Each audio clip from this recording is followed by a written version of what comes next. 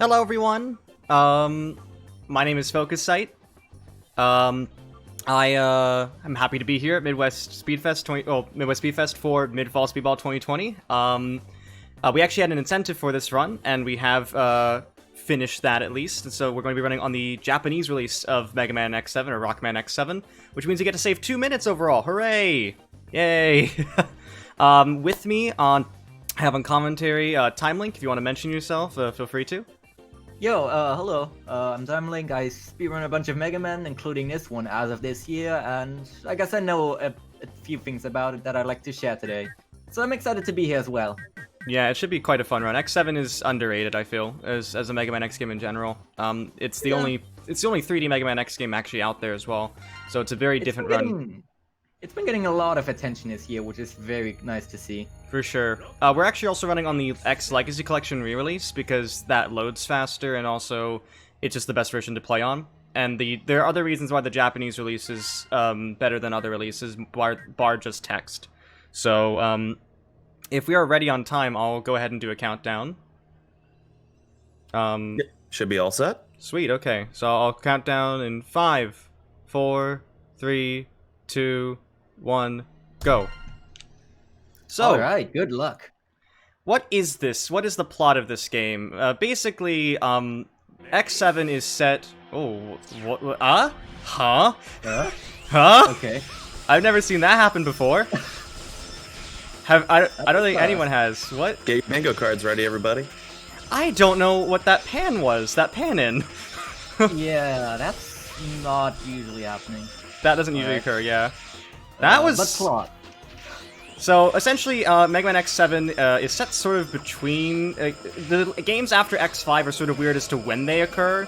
But the basic idea with X7 is there is this vigilante group called Red Alert. And, well, they're a vigilante group. So oftentimes they sort of try to do their own form of justice. And Axel's a member of Red Alert. And Axel's a unique robot in the fact that he has something called Copy Shot or A-Trans, which is a unique feature. He's essentially a prototype, and the group uses him because he has this really unique and special ability to transform into any robot that is of similar size and stature to himself. And people are like, oh, this is a really neat ability. This could be really powerful, and so Axel is deemed to be an important asset to the group. But as soon as Axel realizes that there are some shadier elements in the team, he's like, I don't want to be part of this anymore, I'm gonna leave, and they're basically trying to chase him and grab him back. And then we have Zero, who's part of the Maverick Hunters, who tries to see what destruction and damage is going on. Eventually he meets up with Axel. Axel gets arrested for basically being thought of being responsible for all this. He tries to make his case to say, hey, I want to be a Maverick Hunter as well. And then the game sort of goes from that with us fighting Red Alert. That's essentially the idea. Little disclaimer, Zero and Axel are actually going to be the only characters you're going to see throughout this run, because despite the fact that it's called Mega Man X7, we never get to play as Mega Man X until we beat all 8 Mavericks, and at that point, he's way too underpowered to be of use to us. In the intro stage, we have this is like based on the highway stage from Mega Man X1, one of the most iconic stages in Mega Man X, and fittingly, we have these B-Bladers over here. We're gonna be using, Saber crouch canceling to take care of them. Yeah, crouch slash canceling, which essentially, after X5, all the Mega Man X games had the ability to crouch, which is just pressing down. Instead of dash slash canceling, which is in the PSX games, we don't have that here, so instead of doing that, we just basically spam down and slash to do multiple hits, because there's no invincibility frames for these people. For the B-Bladers, that's the term. Yep. And now we get into here, 3D, so this is like the main gimmick of Mega Man X7. It's a 2.5D, I suppose. It has both 2D and 3D sections. There is a form of dash slash canceling here, right here, though, because you can't crouch in 3D. Everyone knows you can't. You know, basic logic says you can't really crouch. awkward to implement. It's definitely the toughest B. For sure, and sometimes you can get like a stand animation that wastes 2 seconds, sometimes you don't. I didn't, which is good. But yeah, so, this is New Game, not New Game Plus. There's a really distinct, important difference, because in New Game Plus, you would actually see X more often, but, I think New Game is a little bit more interesting because of the health management and other sorts of routing. Yeah, here's Axel, and basically like, what's happening? What kind of incident is occurring? Like, are you responsible for this? And then they just decide to just fight a giant robot scorpion, because that's this game. Yep. This is a little bit of an auto-scroller, but fortunately there's not too many of these in this game. You say there is of one 4-minute one, but other than that there isn't much, yes? Yeah. If you compare it to the game that's right after this, which is my personal favorite. And also my personal favorite, X8. It just has slow menus and text, which kind of drags the speedrun down at points, but it's still a good run. One thing that New Game Plus wouldn't have to deal with as much, because you don't get like a lot of the explanations. Yeah, in the New Game we do, for instance, after we're done with this, we are going to have a point where there's just essentially the game explaining to us what all the 8 Mavericks from Red Alert are, where they are, what they're doing, and we can't skip. That text doesn't actually appear in New Game Plus, but it does appear here, which takes about a minute. So it's always a good time for Donations and or announcements. But anyways, the first boss of the game, I forget the name of this boss. Mega Scorpio. It is actually Mega Scorpio. I was like, that sounds familiar, and that might be it. Attack its head. Only its head. Yeah, only its head. Has multiple parts you can hit, but you don't want to hit those. Yep. When you do hit those and break one of them, he gets really long intermittent iframes, and you don't want to have that happen. At all, yeah. Anyways, that's the intro stage done. It's a fairly typical intro stage, honestly.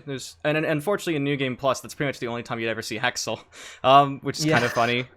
The routing has changed in these games for a fair bit, actually. Yeah, there's been a lot of new developments recently.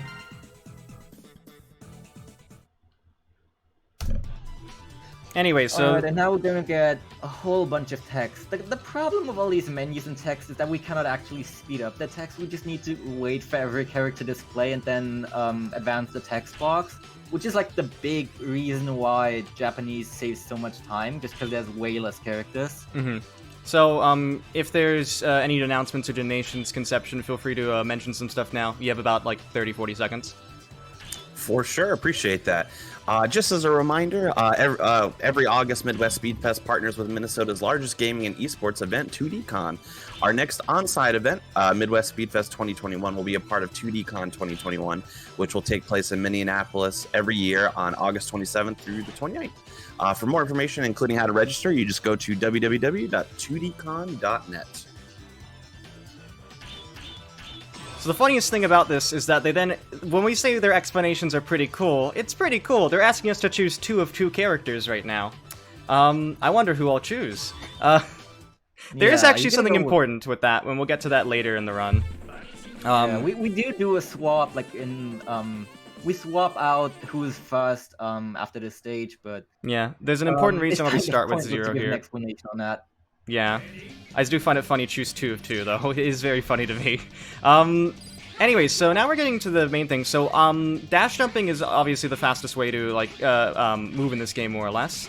As 0, you can also slash your saber, and that gives you a bit of extra height, and so you cover more distance with it. But the most important thing about saber jumps is stuff like that, because the saber gives you, slashing the saber at the peak of your jump gives you a little bit more height. You can actually get over certain obstacles that normally you couldn't, and so stuff like that's super important to keep in mind. We use it a few times in the run, because it's just really, really important. And in New Game Plus, it's even more so important because you have Hyper Dash, and so that extends your distance even further. Yep. You saw Focus picking up a Raploid a little out of the way there. We're going to be picking up a couple in this stage and a couple in other stages too, because this game has an upgrade system where there are 16 Raploids to rescue in each stage, and there's also 2 permanent upgrades you can select from in each stage, as well as 2 Raploids with health upgrades and weapon energy upgrades. And we want to get a total of 7 upgrades throughout the run, as well as boost our health slightly. And for Axel, we want to boost his weapon energy a little for a weapon we're actually gonna get right after defeating Gungru at the end of this stage. Yeah, for sure. And also, you might notice this Spider Ride armor. There is a reason why we have this, not just to be cool. This is actually a fairly recent manipulation with respect to ride armor. And this is because the fact that, well, I might, I'm actually going to leave the ride armor, just because, I'm nervous about... It's really important to carry this thing into the next room at the very least, because if you do so, then, like, the game gives you a ride armor in this next room to take out all these robots, but if you already have one going in here, it actually gives you a blue one as opposed to this red kangaroo ride armor. Yeah. And that one is very important for speeding up the boss fight greatly. Yeah, so basically we want to go in with this to manipulate the ride armor that spawns in here. It's a really important change, and so that's why I want to make sure I didn't die or lose this armor, because otherwise I would then lose a fair good amount of time. Yeah, so anyways, now we have these peeps. These spawn in just at points in the stage, which means sometimes this can take longer than it ought, and other times it's really quick, depending on where they spawn in the stage. Yeah, it's a little luck-based. X7 in general, honestly, at a high level is pretty luck-based. Yeah, unfortunately. Especially when you get to, It's like, one the of the more restart. luck-based Mega Man X titles.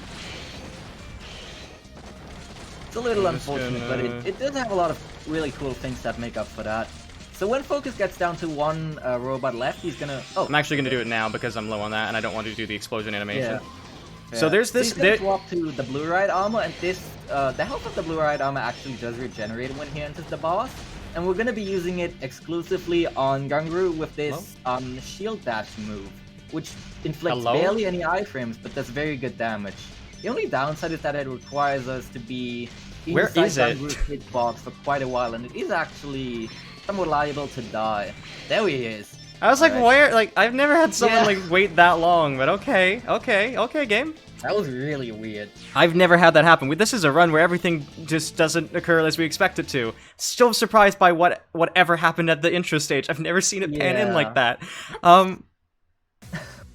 Anyways, Gungaroo. So another reason why the Japanese version is faster is because these encounters are based, like, the speed of them is dependent upon how quickly you can clear the text boxes. So the dialogue in terms of audio doesn't actually need to finish to enter the stage, and just needs to. It's all dependent upon, like, the text boxes and when they end. So the Japanese release has the shortest text boxes, although technically the Korean version does. Although we don't run on the Korean PC version anymore because it only accepts keyboard inputs, and most people don't run this game in keyboard only, given it's 3D. Yeah. I imagine that's pretty difficult. But yeah, you're just seeing Focus shield dashing back and forth here on Gungaru's ride armor. It's pretty easy. It's giant, has a really big hitbox, but Gunguru himself can be pretty finicky with him just jumping around the arena, and that was a very good fight. Yeah, makes up for the really weird section we had earlier. I've never had the last one take so long. Yeah. Anyways, so one of the other important things about the Mega Man X7 is the fact that, so they have these, like, as you would in any Mega Man game, you get the weapon from the boss you have. This is Explosion and or Grenade Launcher, really important upgrade as Axel, because while X gets, like, charged versions of special weapons from bosses and Zero gets techniques, Axel gets both guns and the base special weapon, which means that Axel can both use different types of guns for different purposes, but also use the special weapons for them. So Explosion here is a really good special weapon. Its special weapon basically can do multiple hits on, like, certain bosses, or most enemies, to be honest. And it allows you to get massive damage in those sorts of places, which is why we want to increase our weapon energy so that we can do 2 explosions rather than just 1. These are the chips that we get from certain Reploids. It acts in sort of like a tree system, and you can upgrade each character individually. So this is a 7-chip route.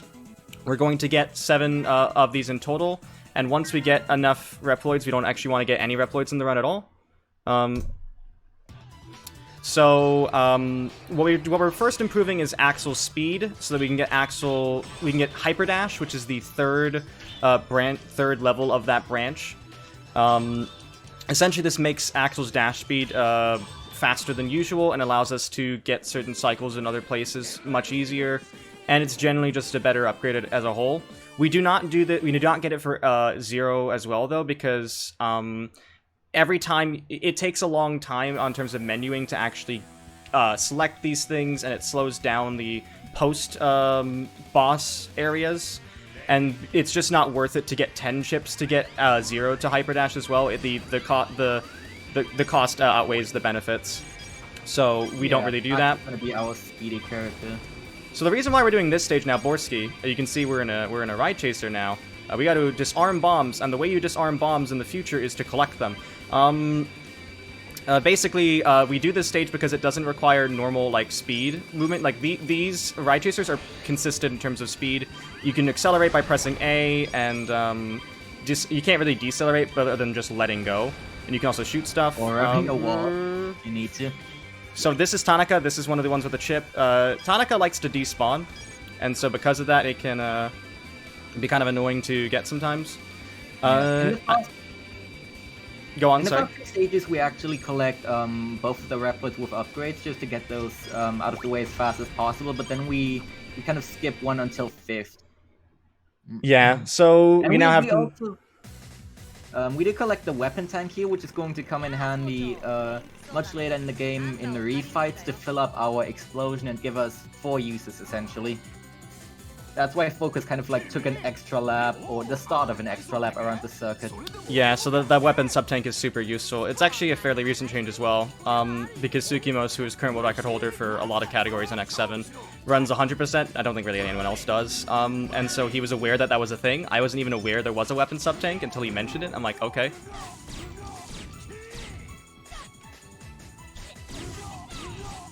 Right, now we're seeing explosion usage on Borsky. We currently only have 1 that we can use. We don't have enough weapon energy for 2 yet, but you saw how quickly Borsky's first half of his health went down with 1, and then Focus wailed on him with the grenade launcher, which is like the grenade launcher is a pretty powerful shot. Yeah, it's more powerful than the base shot. It has infinite energy. It doesn't drain anything, so. Especially because Borsky was being nice like that and just staying in place, he went down really quickly. Yeah, sub 2 IGT on this is pretty good, but IGT is not reliable, for reference. It just runs differently on different platforms, which means we don't ever use IGT as an indicator. It's a good self-indicator. It can tell you how you're doing, but it can't tell you how, like, you're doing relative to someone else, for reference. For instance, TimeLink has a better time IGT than me, but I have a better time RTA, so, like, it doesn't, trust me, IGT makes no sense. If you look at the leaderboards, it's gonna be like, wait, why, how is this a thing? How do people do this? You know, it'll look really weird. Yeah, I think only, like, X5, X6, and the ZX series use IGT. I don't think anything else does. Yeah. That golded, by the way. Very cool. Nice! Good job. That was a very good Vorsky, anyhow. So now we get Tunyon. Tunyon is the thing. But this is why we also, one of the reasons why we get Hyperdash. Yeah. It's gonna be really noticeable here. Or maybe not too noticeable, since this isn't like too traditional platforming. It's gonna be us going around in a circle up this giant staircase, but Hyperdash makes a significant difference here. That's why we also put Axel up front, starting Borsky. Yeah, because Axel, and also we just generally use Axel more in the stages from here on. Zero is essentially going to be our boss character, the character to fight bosses. The one in the middle there, Mika, she has the power-up.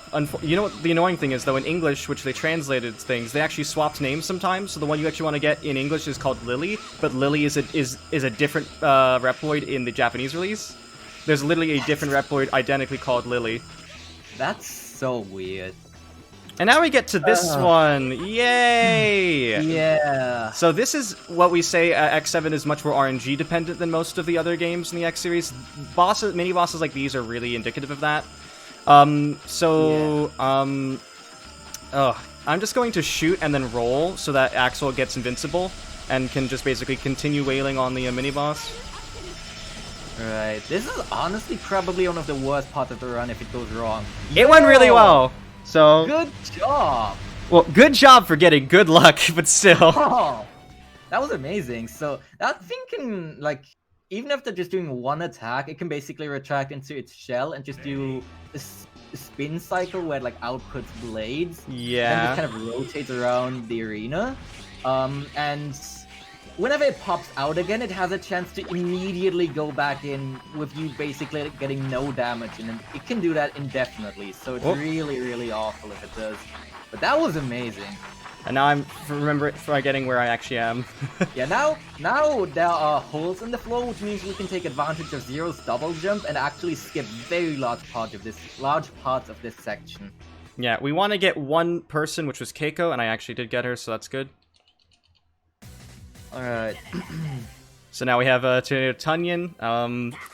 Lovely voice in both Japanese and English. Oh man, Tunyon. I mean, I always wanted to fight a Cyber Onion. Very important thing. Yep. This boss. We're gonna be going around and around the arena a little here. First, Tunyon's gonna create an electric tornado around himself, and he'll damage us and whirl us up into the air. So for now, we just get some chip damage in until he does it 3 times and eventually moves to the middle. Then he kind of like creates an onion ring around himself, which I don't like that word. I've never heard someone describe it as an onion ring, but I guess that's right. But yeah, it doesn't inflict big knockback generally, so we can stand there, and by this point we have 2 uses of explosion, and so we can defeat him really swiftly with the chip damage we did earlier.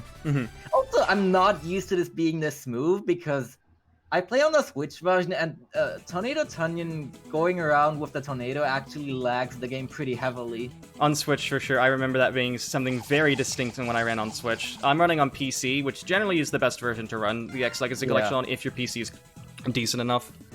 That was an excellent Tunyon. Wow.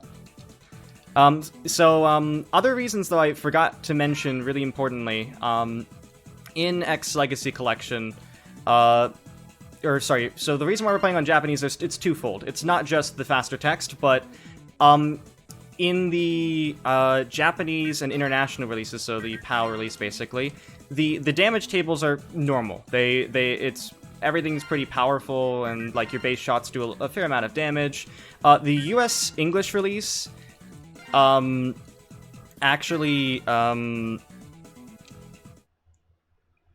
for some reason in the US English release, they decided to make everything about half as powerful as it is in the international version.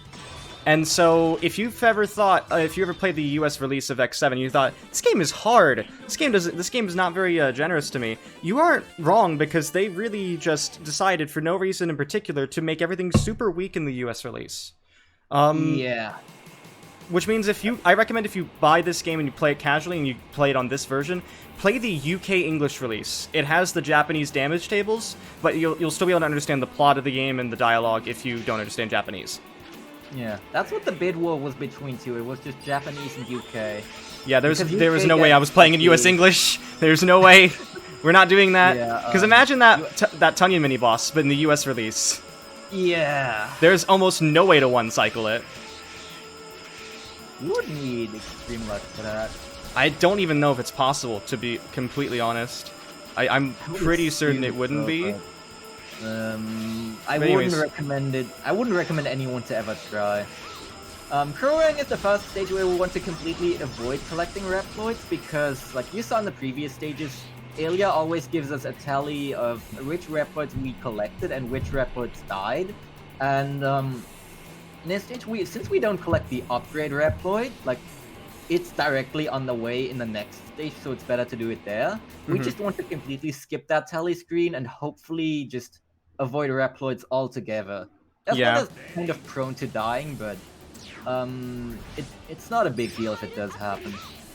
You're gonna see the first usage of Full Tornado, which creates like an electric tornado that first has to rev up, and it stays in place for a while, and it's really good at multi-hitting things while it does that. Yeah, there was a mini-boss there. There was a mini-boss, in case you blinked and forgot. Because quite literally, this is one of the most overpowered weapons in this game. Yeah, it's also, it gets like a dedicated laser gun, which isn't too useful, but does get you chip damage in at some points. Anyways, there's a nice little skip here I'm gonna go for. There's a interesting property with walls and boost and dashing in this game. So let me just let me shoot this so that this one doesn't die. Got it. Okay. So the reason why that occurs is if you dash into a wall then fall out, and do an air dash, instead of Axel normally falling like a rock, he'll actually have the normal falling speed, like forward momentum of falling, which actually means you can cover larger distances with a dash that way than you normally could. And that skips us having to do a little platforming section, so that's quite nice. Yep. Krorang, again, by this point we have 2 explosions, so we use one like before he hits half health down and one after, because like most bosses, when they are down half health, they become invincible for a while, and then you can hurt them obviously, so we try to time our explosion so that we get one early, like this, and hope that Krorang stays on the ground, then we wait out the invincibility and do the other one. That was excellent. That's exactly what you want with Krorang. Yeah. Yay, Falco's dead. I like calling this boss Falco, honestly. Fun fact about the English release, by the way. Voice actor for Zero, voice actor for Wind Krorang, and voice actor for Tornado Tunyon, same person. Really hard to believe that person has so much range, but... yeah, so the nice thing about, this stage, the reason why we do this 4th instead of doing this, say, after the last ship stage, is because every time you actually complete a boss in X7, you're gonna actually get, like, a health and weapon upgrade from them, even if you don't collect any Reploids. So it'll be as the character who you finish the boss as. So in this case, we finished as Axel, giving Axel a bit more health, and allowing us to do a bit more damage boosting in this stage, which is honestly my most tense stage. This stage, Soldier Stone Kong. This is a really tough stage and pretty heavy on damage boosting. Things can go wrong really easily, and generally you reach the end with low health. Yeah, so I'm going to concentrate while this happens. If you want to go with the commentary time link, I'm more than happy to. Yeah, one nice thing about this stage is that since we collect our last chip here, we do actually get the tally screen regardless of what we do. And there are a few nice Reploids along the way we can just collect for health. They will always like a second or so each, but it's not as big of a deal as it would be in a stage where we don't want to collect any. So we can use them to refill our health at points and get through these tight sections. The one with the chip is coming right up, where Focus is gonna swap to Zero here, double slash jump up, and that's him right there. It's actually not that one. It's the one before the It's the one before the rock in the very beginning. Okay. That's the one with the chip. That one has weapon energy. Alright, well, either way, good thing you got it. And this section here, I always find this section to be really tough. Like, with the moving rocks here, and just X7's physics being quite janky in general, compared to like something like X8 or the PSX games, it's really hard to get across here sometimes. Because dash wall jumps basically don't exist in this game. You get like no additional distance from them, or it's basically just a waste of time to try them to climb up something. Fortunately, we got through the entire stage, and now there's just one quick mid-boss, and then we get to the actual boss. Yeah, so here this boss seems kind of difficult at times, but it's quite literally just use what was the full name again? I just say Tornado Tunyon's weapon. Volt Tornado, yeah. You just use that on the opposite direction the stone faces are going, and that's it. Someone came into my chat and referred to this as Ancient Pog, and I just... No. No, don't do that. Right, so Stone Kong is going to be our first usage of Zero's technique from Tunyon.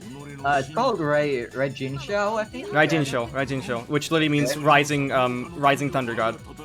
Yeah, it's a really useful technique because not only is it powerful, depending on how you hit the boss, you can get nice double and triple hits with it as well. And on Stone Kong, it's particularly easy to do, I find. If you just like generally slash and do the technique in the middle of his hitbox, and you saw some nice sweet triple hits in there, and Stone Kong died before he even had his half health invincibility phase. So that was really good. Absolutely. Another thing I should mention is that the final chip we got in the previous thing physio gave us something called Triple Barrier. That is triple the invincibility frames, which is quite a lot of time, which means I can pretty safely stay within Stone Kong and actually just wail at him until the boss is over. Yeah, it's incredibly handy. It's gonna be used for a couple of other things as well. Just having ridiculously many iframes, honestly. Like, yeah, there's just too many, honestly. That's a low amount of, I don't, that's actually low for me, the amount of, replets I had there. I usually get like 7 or 8. So, go over here, special. And that's the final chip upgrade, Master Saber, which improves the, special weapon power. Yeah. From here on, we don't want to collect any reploids anymore if at all possible. There are a few that are like really likely to die if you don't pay attention, but we don't need any upgrades anymore beyond this point. So yeah, next up is Snipe Anteater, a fairly quick and easy stage. It's very straightforward. You basically just you go to the end and then you defeat this old man. So at this point, it's a pretty good time for any announcements or donations you may have, Conception, and feel free to keep on, if no one's, donating, please do donate. There's a good amount of time to actually read your donations in the middle of this run in a later point. Yes, for sure. Yeah, thank you for that plug. And while we're discussing that, I'd actually like to go ahead and plug some of our upcoming goals. So for the Mikazu run that's coming up later on, we actually have 2 open incentives. One is Vibe with the Universe, which is currently sitting at $31 out of 90, and we also have Play the Dillo Inferno bonus stage, which hasn't received any donations yet and has a goal of $75. We still have a few hours to make those happen, and I think we can confidently get there. But let's go ahead and get those donations in so we can make those things a reality. This is also one of the only instances of the game we actually see a glitch here, which Axel can hover, which is not honestly used that often because it's fairly slow. However, if you hover there, you basically stay at the entry level for that warp, and it has this like a few frames where it basically just allows you to go in before the stage is spawned, and that saves a few seconds. You can technically do it as every character, but it's extremely consistent and easy as Axel, because Axel can literally just stay at the height that it is and just wait for that to happen, whereas the other 2 characters typically either have to, well, you could slowly glide into it as Hex if you wanted. As Zero, you basically just have to jump into it at the right time, which is not as easy. Yeah, Axel makes the stage really easy and consistent. What's unfortunately not easy and consistent is Snipe Anteater. This boss is pretty heavy on luck, because he can just stay here if he wants, or he can literally go to the bottom of this pipe thing where we cannot hit him at all. And, well, it's pretty obvious what we want. We want him to stay here, constantly hit him with right Jin Shao, and, oh, we got a wheel. The input for Zero's wheel technique from Borski and Red Jin Shao are actually very similar. One is, like Red Jin Shao is dash and Y, dash and special. Wheel is slash while moving, and wheel it does like no damage, but it stays on the screen for a while, and it's just annoying if one comes out by accident. Yeah, so basically, that was pretty good. Yeah, there are 2 different attack buttons, as we should mention in this game. There's the special attack and regular attack. So certain techniques use the special attack, other ones use the regular. So for Zero, in order to actually like do the Raijin you actually have to you'd have to dash and then press the special attack button. In order to do wheel, you just press the special attack button while moving, and so if it doesn't register your dash input, that tends to lead to that sort of thing happening, but... Yeah, it's a mild inconvenience. My favorite stage, I should say my favorite Maverick, not my favorite stage. Yeah. Favorite stage probably Wind Crow. The stage can be rather annoying. This is really just a huge mid-boss rush. Mm-hmm. And it has some of the best designs for any mid-boss ever. Every mid-boss should be like designed like this, because the first one, you see we're on like a warship, and it's like, okay, you're on an aircraft carrier, you're expecting aircraft maybe. Yeah, you're gonna get aircraft in one form or another. So the wonderful people at Red Alert decided, what am I going to use to attack, have a full force out? So they're gonna bring out on it like basically a platform, how do I explain this? Oh, wrong switch. Sorry, that's my fault. Spinning plane on a platform. Spinning plane on a platform that shoots at you at random. Yep. So essentially, what path it goes on will determine how quick that final cutscene is. Yeah, you want to finish near the top. Yeah, I got lucky because I actually messed up a little bit and still was able to finish. There we go, nice little skip there as Axel. Nice. Not the easiest thing. So now we have a second set of mid-bosses. We have these 3 dragons here, who are also going to be seen in the next stage. You can send tornadoes after them, and that went quite well. Usually you'll need to get a bunch of chip damage in with the laser gun, but wow. Good job. Yeah, and now I'm going to do my own method here. Hopefully this will be a 2-cycle. If not, that's okay. We have Snipe Antidote's weapon, which is Snipe Missile. And so this is basically a homing missile, which will lock in on things sometimes.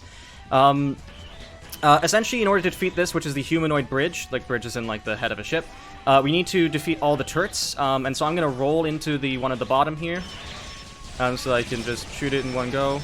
Then I'm going to go over here, I'm going to send one out, and I'm going to shoot it a few times. This is easily the worst and least consistent. Yeah, unfortunately I did not do quite well there, but... Because, some people will use Voltornado here and send it into the back as well to try and hit some turrets, but yeah, if you don't get it, then you can get it in 3 cycles. With this thing, which is unfortunate. Oh, 4? Oh, okay. Yeah. If you destroy one of the turrets, it actually stops rotating them around. So sometimes you'll want to delay killing one so that you can get the others into the front too. But that was not bad. Yeah. Considering what happened, I basically, in order to get the 2-cycle with this weapon, I need to blindly shoot at a turret in the back, like twice, and then I can go over, roll over. You actually do want to destroy some as they're coming along, though, because that sometimes it will rotate over. Other times it won't, though. It's very finicky. So even though I'm low on health here, we're actually not going to defeat this boss as Axel. And I'm not going to do the, I'm actually going to switch to 0 here. I don't think I should have switched to 0, actually. I don't know if this dialogue is longer. Yeah, I think this is, like, really short with Axel, but... Yeah, so the thing is, dialogue is also important. Who you... It's not the most important, because obviously we tend to stay as Axel, but there is a bit of variance in dialogue speed, depending on who you interact with. So for instance, I think this is already a bit longer. Yeah. So we're first gonna send Wolflight into the water here with a Regin Shell, and then move on to a different platform, the metal one in the back. And Wolflight will come out, and we'll be standing in a particular spot to where Wolflight's AI actually gets kind of confused, and he just forgets that he can move back into the water, so we just kind of slash him to death. Wrong spot. There's sometimes where it just doesn't work. Yeah. We just kind of slash him to death, give him little iframes, because the alternative would be constantly doing Red Jin Shao, maybe with like a Gungru technique mixed in there to skip a hit, but that's pretty slow compared to this. Oh. Uh-oh. There we go. It's fine. All according to plan. Yes. So that actually leaves us with only one Maverick left, and I think everybody who's heard of this game knows who this Maverick is. Yes, we leave the quote-unquote best for last. Flame Hyanard, whose stage is actually one of the more challenging ones, I would argue. Because they basically throw everything at you but the kitchen sink. There is a lot of stuff happening in that stage. It's a lot. It's too much, if anything. We do get a very nice, powerful weapon for Axel, the Splash Laser. Does a lot of damage, like close range, and I don't know how much Focus uses it, but you can take out a lot of the more tanky enemies here with it, including the mid-boss dragons we saw in Warfly already. I did not know that, actually. It's basically like either you kind of damage boost through them with 0 and there's a million iframes, or you take them out with Axel. It kind of depends on preference. Yeah. Also, my game has been fairly slow with loading, oddly enough, today. I've noticed some really weird things with loading, but it's still been fine. So there's some variable performance depending upon how your PC is, but it's all good. It's not actually impacted, like, the ability for me to run, it's just been the loading into everything, which is a slight slowdown, but that's fine. Yeah.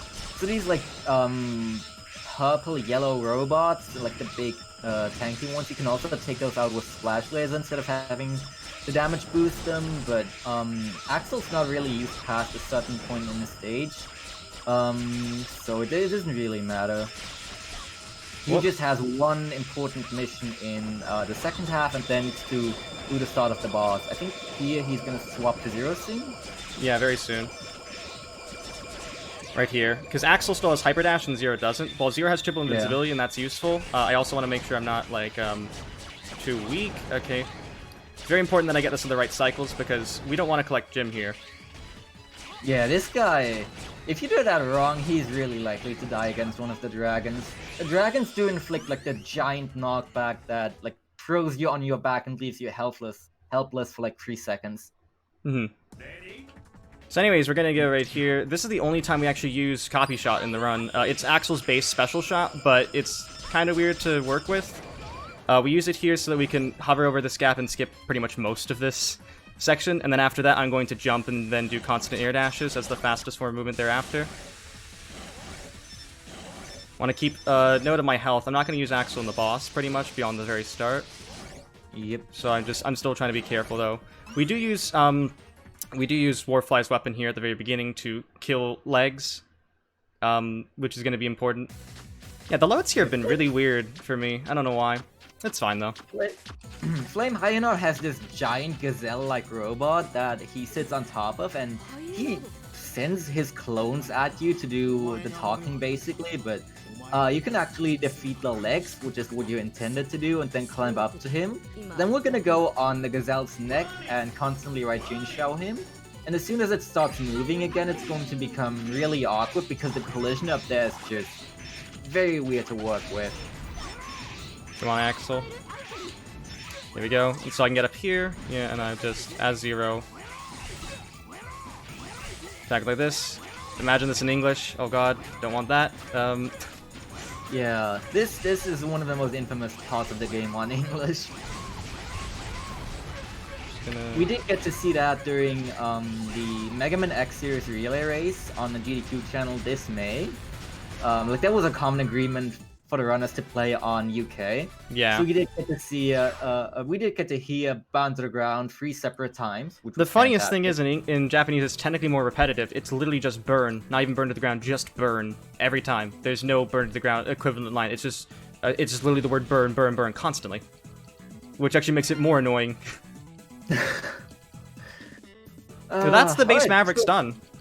Yeah, with the 8 Mavericks done, X finally asks to join our team, but given all the upgrades we have on Zero and Axel at this point, like all the weapon and health ups from bosses, as well as like Hyper Dash, Triple Barrier, that stuff, he's just not worth using. He's significantly underpowered, and we're just gonna keep on going with Zero and Axel. Yeah, so we're gonna say hi to X here. Hi X! Nice to see you. Very cool. Thank you for being here in the Mega Man X game. Goodbye, X. Yeah, the loading here has been Right. strange. I keep on mentioning this, but yeah, it's usually not this long. There's instances where the game, you've seen the Mega Man X Legacy Collection logo at the bottom left, and then it's loaded, and then it's saved apparently, and then it loads more, and I'm like, okay. It's been weird, but Well, that takes us into this stage. We have the mole ball from X1 chasing us. Again, like a small throwback, I guess. yeah, 50th And anniversary this title. is a full-on 4-minute auto-scroller, so Yeah, now is a perfect time for more announcements and/or donations. There's plentiful time to read. There is just almost nothing happening in this. At least the music is good. But yeah, it's pretty simple as an auto-scroller goes. For sure, it's always good to have a nice jam to go along with your auto-scroller. In addition to the open goals and incentives we have, which I encourage everyone to still go ahead and take a look and get those met for us, we also wanted to mention that we are partnered with Delta Light. So throughout Mid-Fall Speedball 2020, a single $5 or larger donation will enter you to win one of 25 Steam keys for the retro arcade puzzle game Delta Light, developed by Flatbox Studios. Combine your speed and insight to outmaneuver and puzzle your way around the enemies to complete the many levels. Please ensure you are logged into your speedrun.com account when you donate so that we can contact you if you are one of the winners of those codes. Yeah, so now we're in the second half of the auto-scroller. One fun thing that one of the runners, Papot, actually told me about is that this one weapon which hasn't been really used ever, like before this, there wasn't any use of it in the earlier stages. This is a Stone Kong's weapon. It's a shield like this. Can actually destroy these. which makes some of the platforming easier because you don't have to go around it, and that means less risk. The mole boar is going to like charge at us a few times. We're going to just ignore that. It's all good. It's really important that you know when to jump here, though, because if this is an area that if you mess up, you can have to restart the entire section. Yeah. The second section is much longer than the first. And so if you die here, it's a lot riskier. Casually defies gravity and floats across all these gaps with ease, somehow. But yeah, basically this is the prime time to just mess around with your weapons. All of those that you never use with Axel. I'm not gonna use wheel, okay? I'm above that. I basically keep it as this so I can destroy those statues. Notice that some weapons, though, like for instance, like yeah, as we see here, Axel just has his base gun in certain ones. So some do give you special guns, some don't. And typically it's easier to do we have rapid fire and auto charge on, so it's typically easier just to if you need to like destroy something really quickly that doesn't have like invincibility, like massive invincibility frames, it's typically easier to go to a weapon that has the base shot, compared to stuff like, because while like for instance Volt Tornado is super powerful, the thing with Volt Tornado is that it's also the actual standard gun they give you is honestly really weak. I don't like it at all. Yeah. It shoots a laser and it doesn't really do much damage. You can't rapid fire it very well. Anyways, we're gonna get a life here, and also we're gonna get this health upgrade. This basically has refilled our sub-tanks that we've gotten throughout the run. I've got one sub-tank in Slash Warfly, and I got the weapon sub-tank in... Anyways, this mini-boss. Yeah, this is not even a boss. This is what we did this entire 4-minute stage for. Congratulations, you did it. Woo! Let's go. Alright, very fun. That actually does take us to the very last stage in the game, but there's plenty of content to be had here. Yeah, so the last stage of the game is really lengthy. That was a more normal load. Crimson Palace, which always splits up, like, a little platforming, then some boss stuff, then a little more platforming, and then we get into the refights, because every Mega Man game has to have those. Yeah. And then we do get into the final boss at last. But there are some really tricky sections in here, and the refights in particular are very annoying and hard to get a good time on PB pace. Yeah, so one of the coolest things we're gonna see actually is again another use of triple invincibility, triple barrier. So here is 0, I'm going to get hit. These rocks are actually indestructible. They might have like a target to shoot them. You can't destroy them. I don't know why they have a target, but you can just shoot them infinitely and they don't do anything. So we instead just use invincibility frames, and then we hop back so that we can slash jump up to the top of the platform and get enough height and go like that, just to skip through. That's a really, really cool strat. I also slash jump into this area so I can abuse the automation a little bit. You want to land right on it so that you don't even have to turn around, but I overshot it a little bit, and so we didn't save as much time as we could have. Hey, X is with us. Yay! Useful. He's only there in cutscenes, but he's with us in spirit. He's with us in spirit. Basically, so for reference, to unlock X in a new game, you either have to rescue 64 Reploids or beat all 8 Mavericks. By that point, we've already leveled up. We've already upgraded both Axel and 0, so there's no real point to use X. You'd use X in 100% new game, and you use X's because interestingly, this really isn't done again until like X8, and wasn't really done before. Although no, I guess it was a selectable separate character in other games like X5. Your armor. Wow, 4 hits first time. So Red is the epitome of RNG as a boss. Red will appear in a few spots in the 3x3 grid at the start, and then after that, oh wow, okay. Nice. We'll take those. Yeah, we can usually get at most like 3 hits in per cycle, and that's impressive. Sometimes Red can also spawn really far out, and unless you know like that super early, it's sometimes not even worth going out of your way for, and you just wait for him to get a new good position in the center. But this has been pretty good so far. It's also a really common point to use a sub-tank, because Focus like briefly mentioned this earlier, but the really big health refills actually do refill your entire health as well as your entire sub tank, no matter what health you're at. That was There's excellent one red right luck, by the here. way. Like, So- excellent. Really good red luck. Yeah, that was really good. I think just if the load time wasn't for some reason slower, that would have golded. Uh, I don't know why we're these. Maybe it's, you know, my computer overdoing, but it's fine. It's still a good round. I'm happy. yeah. So there are so many different ways to do this this section here. You notice that this is a branching path. The reason why it's a branching path is pretty deliberate. There are a few different ways we can attack and finish this area.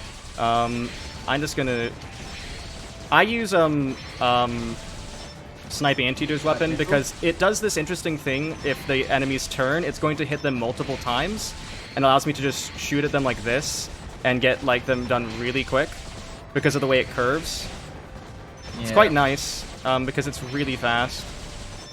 Camera control is really important here, and this section messes me up a lot, but you can also opt to use Splash Laser or Volt Tornado if you want to. I think there is a version of X7 in which you can stand and like the green things the robots spawn in and then just kind of spawn kill like Yeah, on with one Splash side. Warfly's weapon. I So personally that's find this kinda to be the most interesting. reliable, though, because Splash Warfly's weapon, while it's really powerful, the range can be a bit of an issue, and also I'm Yeah. nervous standing right next to the enemies that could hurt me. So I don't want that. I'm just going to stand from far away. And I mean, there's so many different things. It's even, like, acceptable to basically stand in that blue ride armor and just literally shoot at them from far away. It's a bit slower, but it's still not, like, that much worse. Yeah. Platforming! Wow, we have platforming again. yeah. Oh, wow. I didn't expect that in my platformer game. This section is kind of scary because there's these giant stone faces that always inflict this giant knockback, and they put them in weird positions over spike hits later with weird enemy locations like right after, and then bottomless pits as well. And I don't really understand their collision or anything, so we just kind of take a lot of damage and just get through, and then heal as soon as the refights start. Yeah, so now we go into the refights. That was a good platforming section, though. Yeah. These loads! Why are these loads like this? Ah, I'm sorry, this has just never happened before. There's so much that hasn't happened in this run for me before. So let's see, what are we starting with? My order, if for reference, is Borsky, Krorang, Hyanard. I'll start with the first three are Borsky. Let me just... So now we have double explosion here, which makes this really nice. Or Yeah, not, then- I guess. If Borsky stays in place for long enough, we can actually weapon tank here and use another 2 explosions, but like the same thing I said earlier about health refills and refilling your entire sub-tank also applies to weapon energy, and you do get like a big refill for both after. I guess this is fair because Borsky Borsky's was not good to being me. nice right now. Borsky was nice to me in the first fight. I guess it's just, you know, Yeah. fitting the bill that Borsky shows off what Borsky can truly be in the refights. Yep. So next I have Krorang.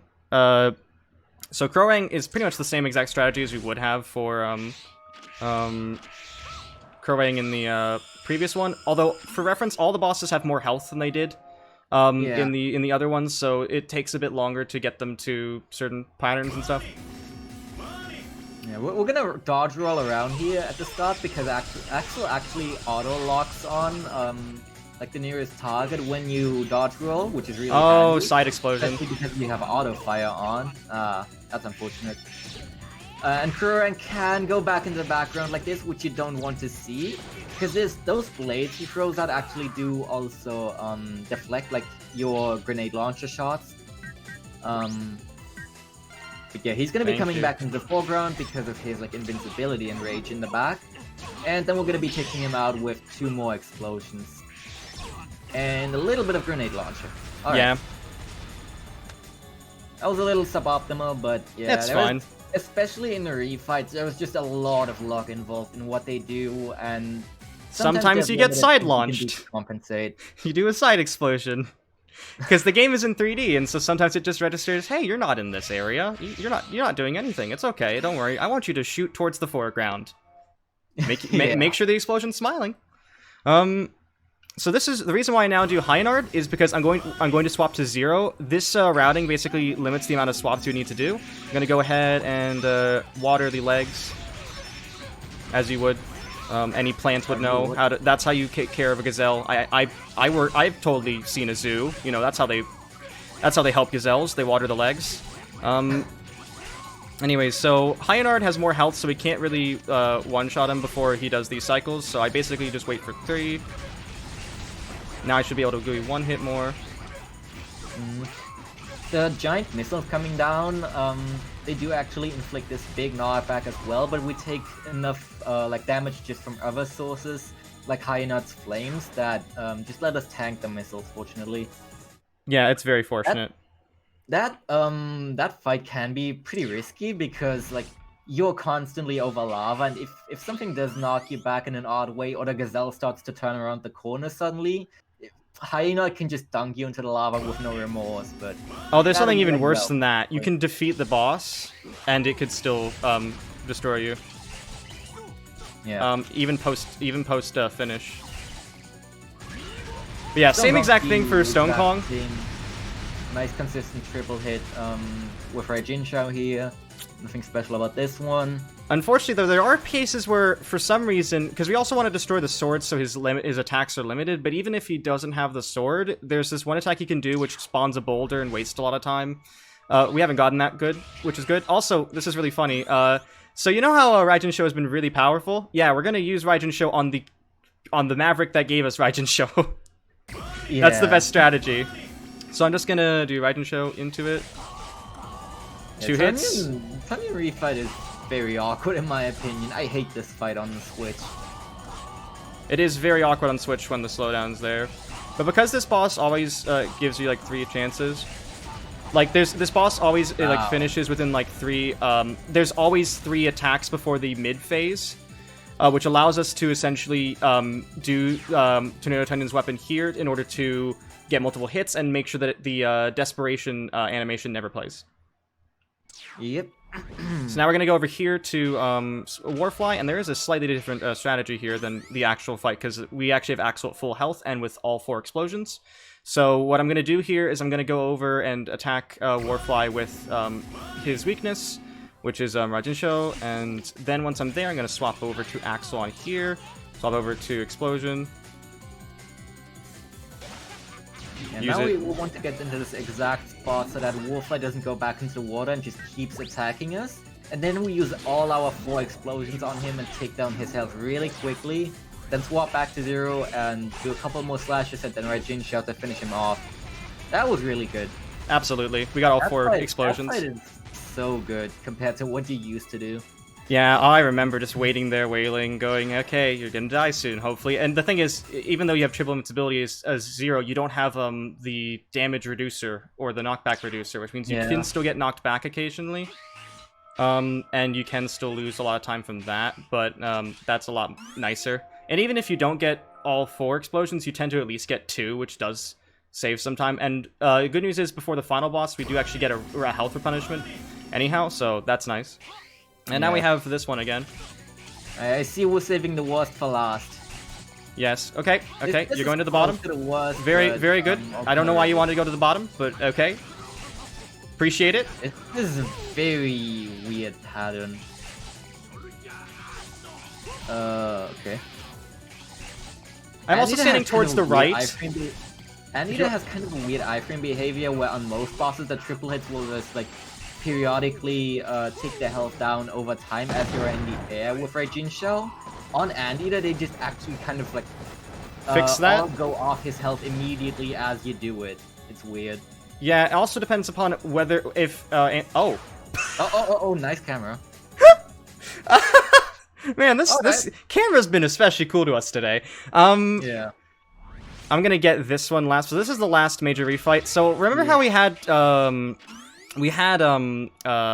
Gungaru in the main game, and we had the ride armor. Very useful thing. We don't get that here, which is a huge upset, because ride armorless Gungaru is probably one of the worst bosses in the game, and I already am not going to get the RNG manip. Yeah. The I'm already ride going to armor tell. isn't too bad, but then Gungaru himself likes to jump around the arena, and there's a very specific way to kind of lock him into only doing this back kick. But you need to be like constantly taking damage from him at a very particular point in his hitbox. then when he like puts up his flame aura at half health down, that point kind of changes, and he likes to break out of it. So even if you do get it for the first half, he can just screw you over in the second half. And this My strat part is to basically let so him attack terrible. me, so I can then do Raijin Show several times. He's really finicky to do to hit with Raijin Show, but this was honestly pretty good. Yeah, not bad at all. I basically just Yeah. wait and just take damage and let him wail on me, so I can just finish that way. All right, and then we have 2 bosses to go, and then we're done. Yeah, we're almost done. This has been quite a good run. Yeah, I'm slightly annoyed that it may have the only thing that may have prevented PB is something like load times, but you know it's Yeah. fine. So anyways, we get X again. Hi X, nice to see you. Hello. It's so funny because it's just like, hey, you're here. Yeah, you're here. You're a character, right? Also, Axel with a giant bazooka with a grenade launcher. Yeah. It's the funniest thing is that whatever weapon you had before is the weapon that Axel will use in cutscenes. So you could just have this be the cure that's going to heal, quote unquote. All those are in quotes. Flame Hyanard. That's still the most intimidating line in the entire game. X7 does have a pretty great English translation. Anyways, yeah. So this is another bit of RNG in the Yeah. run. Is it do be Sigma 2 phases. The first phase we use 0, and we're just gonna spam Raijin Show, like so, over the gun, and I just need to go back and forward. If you try to do this and you're too close to the wall, you're just gonna hit a wheel, which is bad. Yeah. We want Sigma to basically never move from that position, but most of all, we don't want him to go into the background. This actually was pretty alright. good overall. That was pretty good. Yeah, so there's some multiple hits you can get if Sigma decides to jump off and then go into your tornado like that. There is one more phase before we are done here. So Yeah, time will come up. This is big Sig. Yeah, time will come up once this boss's health bar is fully depleted. So I'm going to go over here as 0, and then I'm going to switch to Axel with Explosion and Grenade Launcher, and we're just going to wail at the boss from afar. There are 2 spots I can stand on where I more or less don't take damage from most things. And this is not the one I wanted. Oh well. I have the health. Because this one I can't avoid. Okay. Yeah. When he does that, and you try to stand in that spot, you'll constantly take damage from his hands as well, which makes that attack, like this attack, really inopportune to get early. Because you would be able to hide from these green balls from above in this position, because the platform above actually does deflect them. But only like one Sigma has moved out of his initial position. Okay, time is coming up soon. So yeah. And Time. GG! I have a 101.12 on my end. Wow. That was really good. That was pretty good. Really good. Yeah. Especially Yeah, considering GG, congrats. I'm surprised that's only about 20-ish seconds off my PV, so Yeah, that's really close to mine as well. I need to go ahead and do proper like I need to tie for sub 1 hour attempts. I can definitely do that. Especially considering the loading was really bad on this. Like I could tell I lost about 30 seconds to load times or something. Probably due to just Wow. like sharing the game too much, but that's fine. This is a marathon, of course. Pretty happy with that. I'm just gonna quickly go over. I'm also gonna play I love the credits. They actually had to change the credits theme, the ending theme for the X Legacy Collection release due to licensing issues. But I actually prefer the newer one because it's very much. I think the other one is like peak 2003. Imagine the most generic grunge band you could ever think of. Yeah, that's basically the ending theme in the original game. This one feels a lot more like X7. There's like a techno element, but a lot of rock, and I love this ending theme. It's called oh gosh, I'm trying to remember the name of it. It has a name. It's like 2 words. I have no idea. It's 2 words, and I forget. I'll type it in the chat once we're done here. But Code Crush? no, that's the former the intro. isn't it? Yeah. That's the original intro. I'm gonna quickly save here and see what my IGT is though, because we also just put IGT because. Yeah. Okay, just gonna save. 4516. Yeah, you can see what I mean. But Wow. IGT is not. Right. So that was a 101.12. That my IGT is 4516. My PB is a 100.48, and it has an IGT of 4550. This is what I mean when I say IGT It is makes not no consistent. sense, yeah. But yeah, that's Mega Man X7. Anything you'd like to say, Time Link, yourself? Not really. That was an excellent run. I'm very happy that this game has been getting a lot of showings this year. Like, this is probably the 5th marathon this year this particular run has been at, and there will actually be a race of this game between Focus and me at Winter Pride. in Winter December Pride, as yeah. well. It's gonna be looking exciting. forward to that, and yeah, it's been great. It has been. Thanks for So having me here as well. no worries. Thank you so much, Timelink. You've been wonderful. Thank you for waking. I mean, you're at a normal time, I guess, in Germany. Yeah. I've been FocusSight, everyone. It's been wonderful. If you want, you can follow Timelink at twitch.tv/Timelink. I believe, is that just it? Is it just Thanks. Timelink? Or is there anything else in there? No. Just Okay. Timelink. And you can follow me at FocusSight. I'm actually going to be hosting soon, but thank you so much for having me, Midwest Speed Fest. Always a pleasure to work with you guys. And yeah, get those donations in, everyone. There's a lot of cool stuff coming up today, so... Yeah, there's a lot of marathon left, so enjoy it all. Thank you. All right, terrific. Thank you so much for that excellent run, Focus. Really well done. Very interested to see with the load times if that would have been a PB. I was kind of on the edge of my seat while we were watching it over here. So what an excellent showing of X7. Thank you so much. No worries, thank you.